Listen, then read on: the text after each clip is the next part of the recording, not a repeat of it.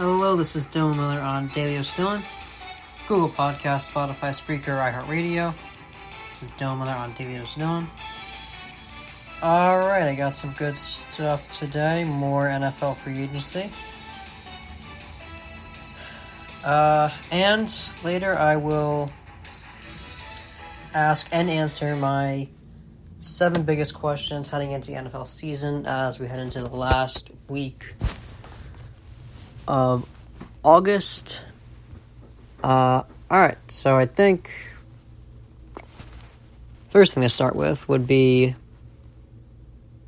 CeeDee Lamb's contract, as we are currently 10 days out from the regular season. But yeah, CeeDee Lamb agrees to a 4-year, $136 million extension. He's now only trailing Justin Jefferson. It includes a $38 million signing bonus and $100 million guaranteed. And yeah, I thought this deal would get done a lot sooner. But I think the point is they got it done. As far as Dak Prescott goes, I think they'll be okay with him now that they signed CeeDee Lamb. But yeah, like I said, they have to sign Dak and CeeDee Lamb. Those are the main two they have to keep, because that's what's going to keep their offense together. Their offense is nothing without those two. Sorry. Their defense can still be formidable without Micah Parsons, but yeah, Dak and CeeDee Lamb were key contracts. I still believe Dak is going to ask for a crazy contract, maybe not this year, but it's good for them. It's not really going to change much of how I feel about their it's not going to change how I feel about their season. I still think they're a wild card team that's going to ultimately be a first round exit again. But this does give me a little bit more hope for them. But I still have the worry, CeeDee Lamb, going to training camp with the team is a lot different than training by yourself. So, I think that might mess with the flow of things kind of over there in Dallas. I'm sure he's not going to come into the season out of shape, but I think he might. I don't know. I just feel like it will mess with the team dynamic a little bit. I don't know if that sounds stupid or not, but signing him was the big thing. That's ultimately what we're looking at. They had to sign CeeDee Lamb again, because if not, their offense goes to hell. And the same thing goes with Dak Prescott, kind of, because, like I said, if they got rid of Dak Prescott, the alternative was much worse. So if they lost one of those two, their offense was much worse. And yeah, signing CeeDee Lamb is good, but I am still I'm a little worried about his lack of practice with the team in the offseason. Alright, so Aaron Judge put himself in elite company last night. Homered twice, giving him 51 homers on the season. He's now on pace for 63. It doesn't take a genius to know this is his best year by far. He's still batting like 330, 340 or so. Also leads the league in RBIs. But when I said he was in an elite class, so the most 50 homer seasons in MLB history belong to Babe Ruth with 4, Mark McGwire with 4, Sammy Sosa with 4, and then Alex Rodriguez and Aaron Judge with 3. So Aaron Judge is tied for 4th most 50 homer seasons in MLB history. It's crazy. It seems like he's young, but he really isn't. He's like 32. But still, has himself in very good company. three 50-plus homer seasons. And yeah, batting .333 right now, leading the league in RBIs with 122. He now has an OPS above 1.2, which is even crazier than he already having it over 1. So Aaron Judge continued a fantastic season yesterday. And top of that, the Yankees extended their lead. They are now 2 games ahead of the Guardians in the AL, and currently a game and a half ahead of the Orioles, which is big. They currently have the second best record in baseball. But the Yankees, things are looking up for them. They hit a bit of a slump, but like a few months ago, but they seem to be getting back on track. But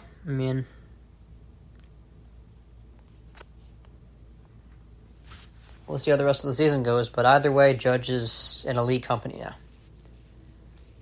All right, so Jamar Chase.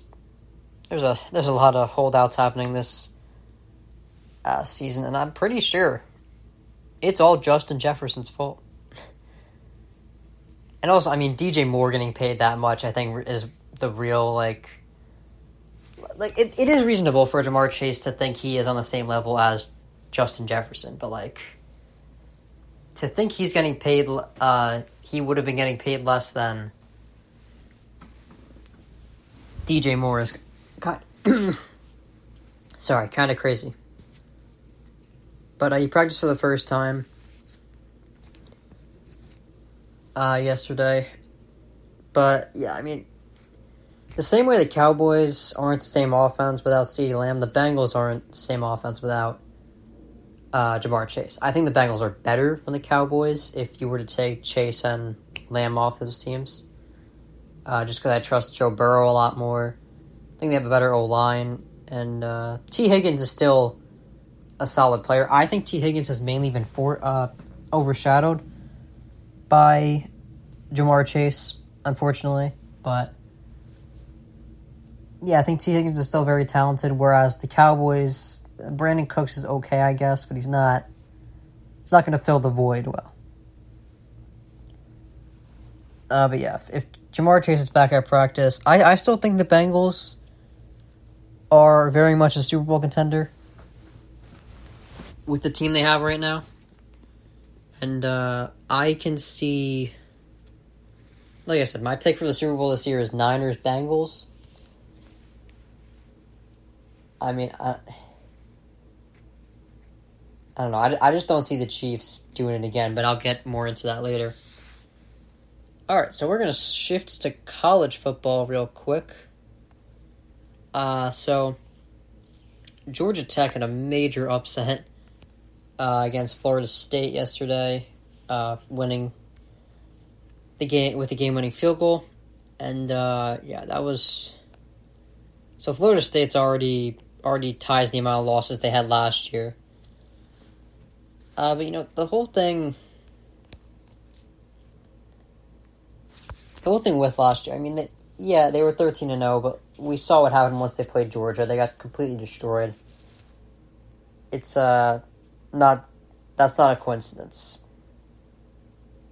the way I see it.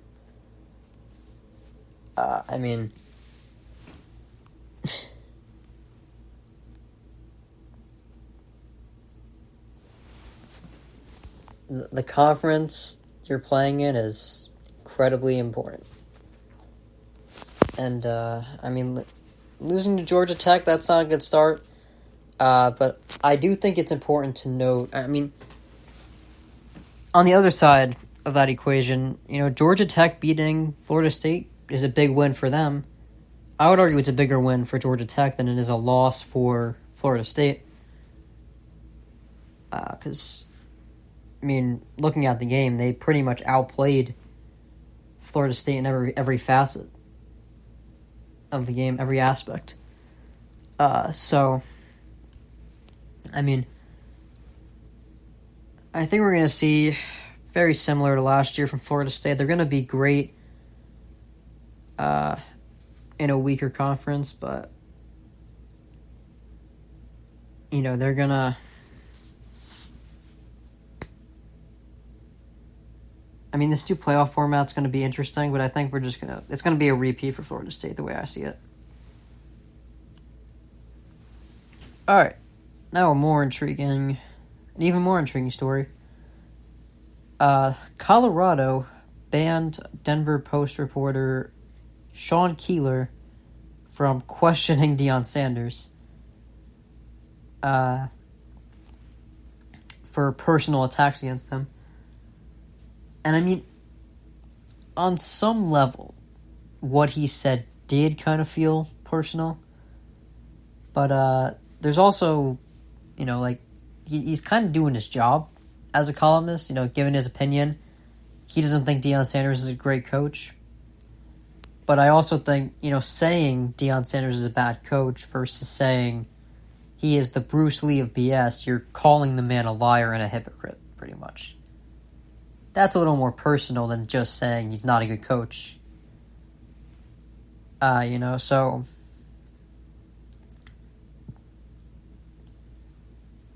It is also possible. I think it really depends how you look at it. Like, it's more of a matter of perspective. Like, it could... I think a lot of people are going to gloss over that. Like, okay, he's just doing his job. He's giving his opinion. And there's going to be other people that are saying, well, he called the man a liar. That is more personal than it is objective. But I'm more interested in why they made this public. Because they are giving, by making this public, they are giving him reporter publicity. And they're opening the door to people saying, oh, this is not personal, this is just Deion being petty. And I mean, I get it, they're also opening the door for people, advocating for what Deion did, but I don't know. The whole situation's odd for me. Deion Sanders used to be a guy that loved talking to the press, and now he's come off a little standoffish in his latest interviews, but, like I said, it could be the questions they're asking him, and he could be taking it in a different way than I would, because I'm not in his spot. But anyway, moving back to the NFL, the Steelers have a quarterback decision to make, and their coach, Mike Tomlin, said that they will make that decision by the end of the week. I think it is fair to say that Russell Wilson's injury at the beginning of training camp presented a big opportunity for Justin Fields to step in. So I mean, like I said, I'm not at practice. I'm not seeing what they're seeing, but I think we'll be able to know based on how much playing time Justin Fields gets, because I think they're both going to get in the game at some point week 1. But how much playing time he gets, whether or not he's a starter, is going to tell us how he did in practice. The same way the Niners weren't playing Trey Lance that much, they were telling you something. He's not looking good. So I think my guess is that Russell Wilson is going to be named starter. He's going to play at least 3 quarters week 1. And depending on just how the game's going, they may throw Justin Fields in there. But there's a lot of variables. If they're ahead, maybe throwing in Justin Fields isn't a big deal. But if they're down and they bench Wilson for Fields, that's going to be a big deal. You know what I'm saying? So, I mean, they're against the Falcons week 1. That's not the toughest. That should be a good game. But from a defensive standpoint, it's not the toughest team. Even though they did sign Matt Judon, they got Justin Simmons, so they upgraded a lot. But they're going to face tougher defenses throughout the year, the Steelers. So I don't know. I think whoever they announce as starter could be taken with a grain of salt this upcoming week, because I think they're gonna make a lot of adjustments week 1. All right, so I'm gonna get one of my. I don't know. It is weird. I was trying to come up with my 7 biggest questions heading into the year. I got 8, so right now I'm actually going to cover one of them, and that is, will Aaron Rodgers prove he's still a top 10 quarterback? And like I've said for the past 3 weeks,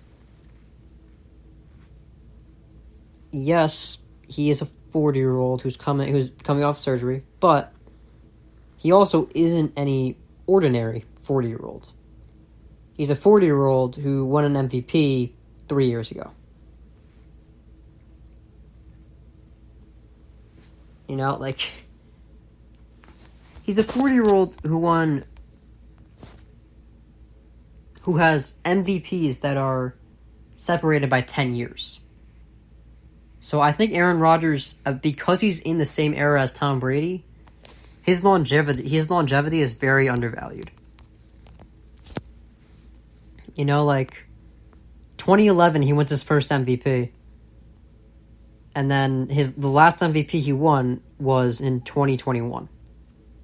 10 years apart from his first and his last MVP so far. I don't even know if Brady has that big a gap between his first and last MVP. Of course, Brady has 7 Super Bowls, so it's different, but Rodgers definitely has the stats. That's undeniable. And also, it is important to note he has the 2 highest passer ratings in a season, and those are 9 years apart. 122 passer rating in 2011, 121 in 2020. So yeah, he's an old man, well, NFL old, coming off of surgery, but it's not the same situation.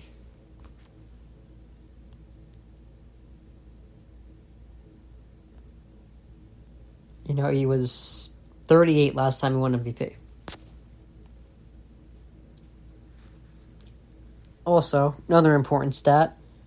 In his career, Aaron Rodgers, I saw this stat. I was watching Get Up with Mike Reamer this morning. They gave the stat. Aaron Rodgers is 81-10 in his career when his defense allows less than 20 points.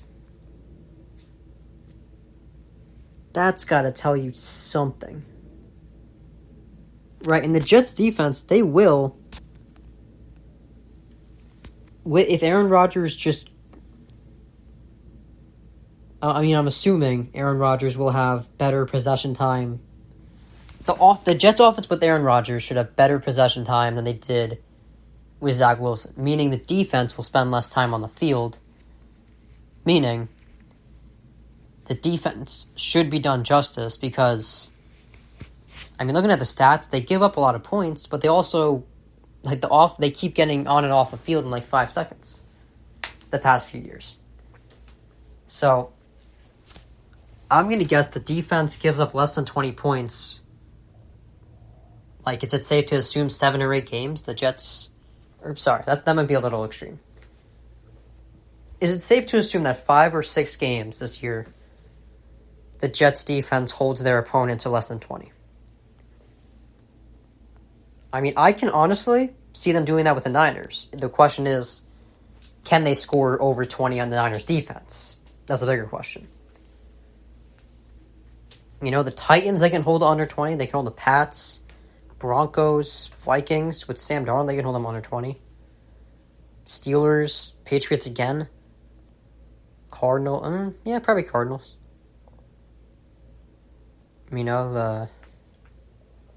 Maybe even I think the Jags offense is a little better than we think, but the Jets defense is also really good, so they can definitely hold the Jags to under 20.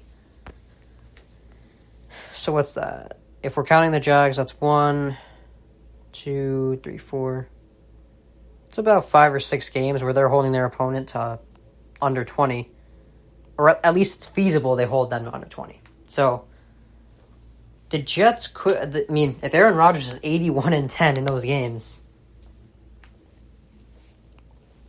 that's going to be really essential to the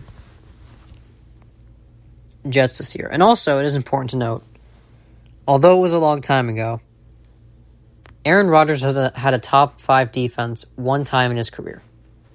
That was the year he won the Super Bowl. So, and the Packers, I'm not going to discredit them. They've had mediocre to above average defenses since that Super Bowl run. I'm not saying all their defenses have been garbage, but since that Super Bowl run, the Packers have not had a better defense than the Jets do right now. So that's where I'm getting hope for the Jets. My biggest worry is if Rodgers can stay healthy. You know, I have no doubt he can come back. If he stays healthy, he can definitely come back a top 10, maybe even top 7 quarterback in the league. It's just, you know, he's had injuries in the past. And this one is probably the most significant other than his broken collarbone that one year.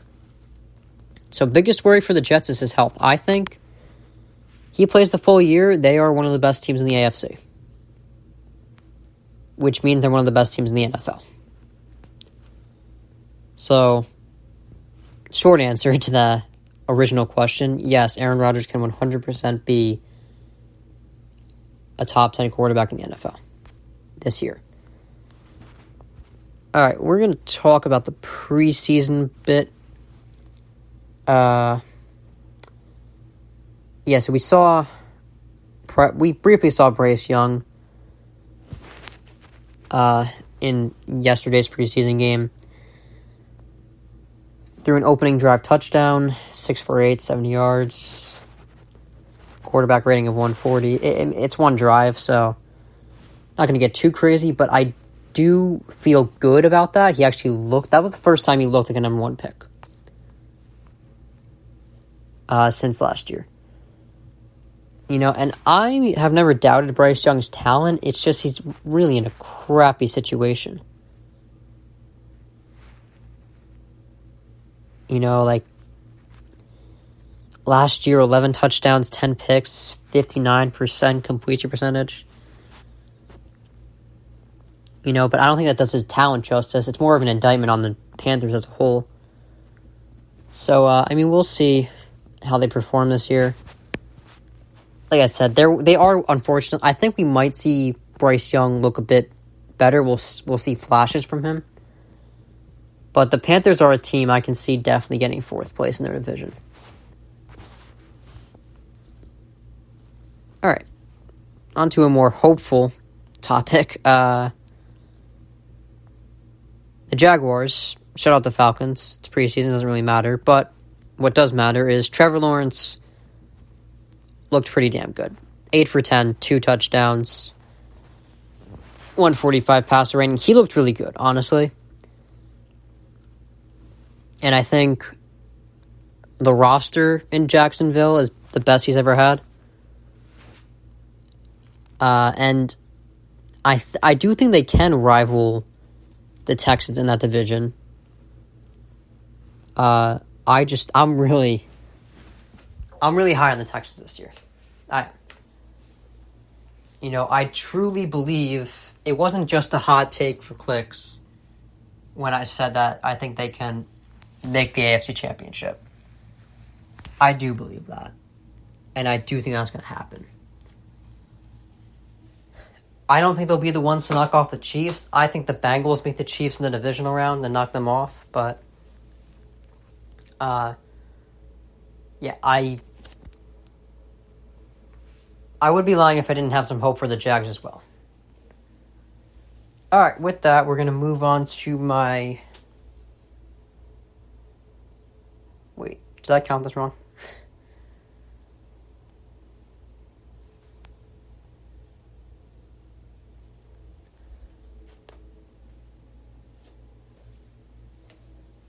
It's fine. We're good. Sorry, I thought I counted wrong there. I thought I had more than 7 biggest questions. First one. Could the Bears realistically be a playoff team? My short answer is I'm not sure. For the record, Caleb Williams was 9 years old the last time the Bears won a playoff game in 2010. They did make the playoffs in 2018, had the pretty embarrassing choke artist game there, but all good. I mean, listen, they have the roster. They do. But that's all assuming Caleb Williams is as good as we think he is. Because a lot of people are holding him to the standard that CJ Stroud was at last year. CJ Stroud set the standard really high for rookies this year. Because now people are thinking, oh, CJ Stroud did that. Can Caleb Williams do that with the Bears? Considering he has Keenan Allen, DJ Moore. That defense. Can Jaden Daniels bring Washington to the playoffs? I have no idea. I have more faith in Caleb Williams and the Bears than I do in Jaden Daniels and the Commanders. But, I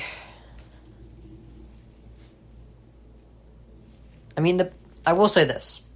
The Bears have a few winnable games on their schedule. They can beat Washington. They can beat Arizona. They can beat Tennessee, the Colts, the Panthers. They can beat the Vikings, I think. I think they can sweep the Vikings this year, possibly. And maybe steal a game or two from the Lions and Packers in their series.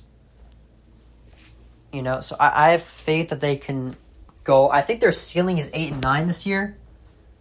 I just don't think it's good enough to get them into the playoffs. So, verdict, no. They cannot make the playoffs. Alright. Next one. Can the Eagles turn it around and make up for the debacle last year? They have the roster to do it. The big question is, I've definitely been negative with the Eagles. I will admit that. But it's only because we saw the collapse of their offense last year with Nick Sirianni calling plays. Now, the counter argument to that is usually, well, he's not calling plays anymore. They brought in Kellen Moore, right? Problem is, I don't know how good I don't know. I don't know how well he's going to work with the offense, right? But if I'm being forced to say yes or no to this question, I'm going to say yes.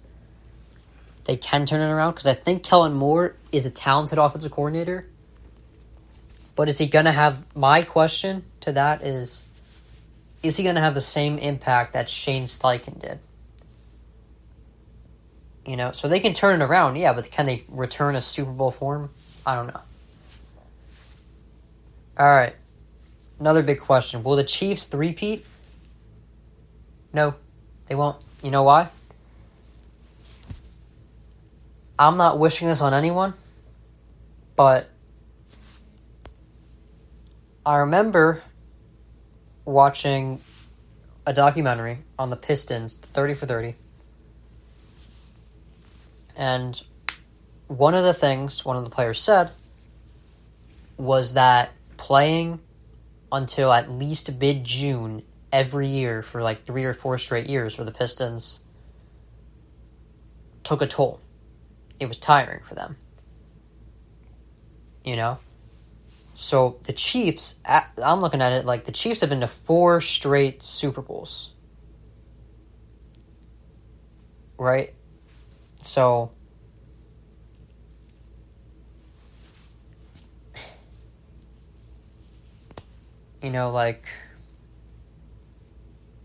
really, when you really look at it,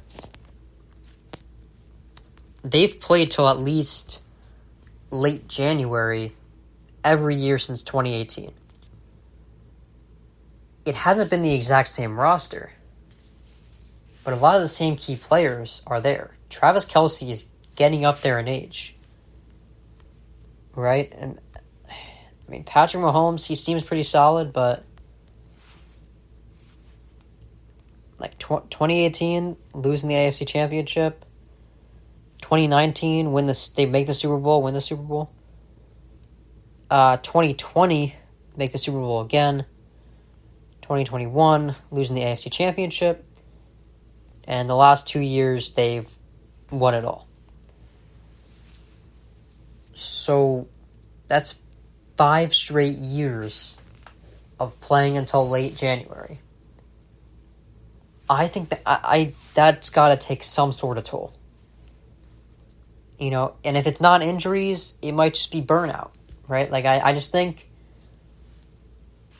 I think the Bengals are better heading into this year. And I think the Texans could be better. Like, I think in this situation, the Texans' youth could be their strength. Because they're pretty much fresh. Last year they made the divisional rounds, but their quarterback is young. He seems very healthy. Honestly, he wasn't... I've seen worse from young quarterbacks in the playoffs. Like Jared Goff in the Super Bowl was a bit of a rough scene. You know, like CJ Stroud, he looks really solid. I don't know. They added Stephon Diggs. They got Nico Collins, Tank Dell, Joe Mixon. They just seem... I just have a lot of hope for the Texans.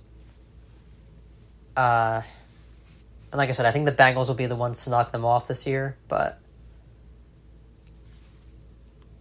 yeah, I mean, I don't think they're going to three-peat.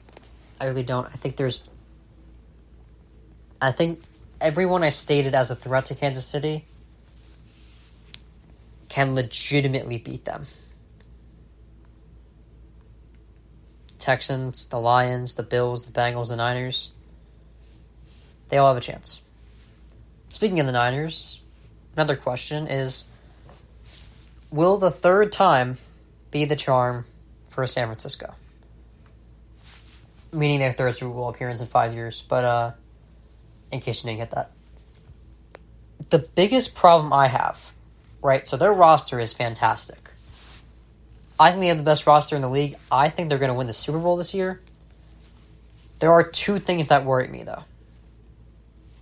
Right? They still have this Ayuk situation hanging over their heads. And there's more pressure on them now that CeeDee Lamb got paid.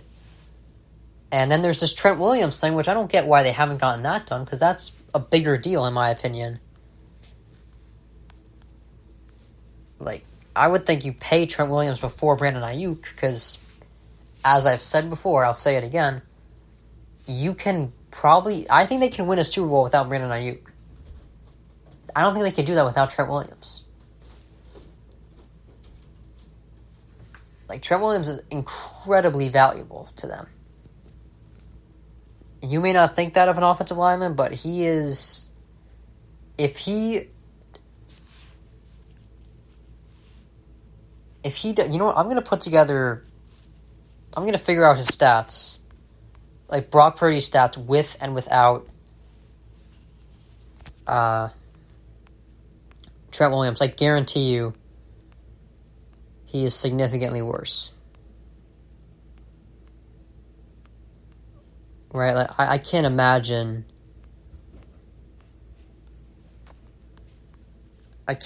he's anywhere near as productive without Trent Williams than he is with. So, I mean, it's really just contract negotiations for me that worries me about the Niners, but I do think, ultimately, that the third time will be the charm, and they will come home with the Super Bowl this year. Alright. Question number 5. Will Lamar fix his playoff issues? Short answer? I don't think so. What I think... I mean, I don't know what the Ravens are going to do game plan-wise heading into the postseason, but... I think we're going to see another year of Lamar struggling. And like I said, I think he will eventually win a Super Bowl. But I think we're going to be waiting a while for it.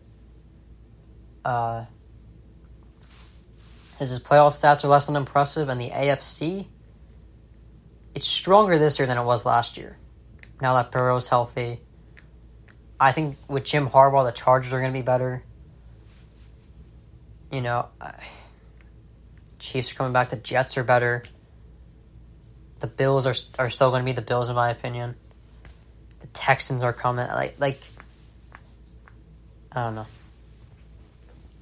I have hope that Lamar will one day overcome these issues, but not this year. All right, next question is probably easier to answer than the last few because it's been yes and no. But next question I have is, how far can C.J. Stroud bring the Texans? I think he can bring them as far as the AFC Championship, but that's... I do think their youth is going to help them, but only to a certain extent. Right? Like, the Rams' youth carry them all the way to the Super Bowl. And then we saw them crumble. Even Sean McVay, he was having... Like, he couldn't outcoach Belichick. Which is fair. Like, I mean... It's hard to outcoach the greatest coach of all time, but... Yeah, I think their ceiling is the AFC Championship. I don't think they could beat the Bengals. And honestly, I don't think they could beat the Chiefs if they play them in the AFC Championship. To be completely honest with you, I'm not sure they can... I'm not even sure if they can beat the Bills right now. But I mean... Like, I'm not 100% sure. You know, but I think I would give them probably a 70% chance against the Bills. Maybe a 40% against the Chiefs and like a 25% against the Bengals. You know, I think they can make it as far as the AFC Championship, but whoever they play, that's where their road's going to end. All right, my last and final question. Will Burrow bring the Bengals back to the Super Bowl? As you guys know, my answer is yes. I think the Niners and Bengals are going to be the two best teams in the league this year. I think it's going to be a Super Bowl. I think the Niners are ultimately going to win. But yeah, I think Burrow's coming back. I think he will be better than ever. Him and Jamar Chase are going to be really tough to beat. This is definitely the best O-line he's ever had. And keep in mind, he made a Super Bowl and damn near won it with a pretty crappy O-line. So yeah, I think with this slightly reformed O-line, Zach Taylor and Jamar Chase, I think the Bengals go to the Super Bowl. I think they knock off the Chiefs in the second round. But unfortunately lose to the Niners. So, yeah, those are my 7 biggest questions and for the NFL season and my current predictions for them. But yeah, this was a good podcast. And, yeah, good stuff today. I will be seeing you guys tomorrow. Wednesday, I'm unsure. I'm not sure about Wednesday yet, but I am sure about tomorrow and all the other days. You know, Thursday, Friday, I'll be here. And beyond that, I cannot promise you that I'll do a podcast every day because I go back to school. Schedule's going to be a lot different. But, yeah, until then, this is Dylan Miller on Daily Dylan, Spotify, Spreaker, iHeartRadio. This is Dylan Miller on Daily Dylan. Have a good day. See you tomorrow.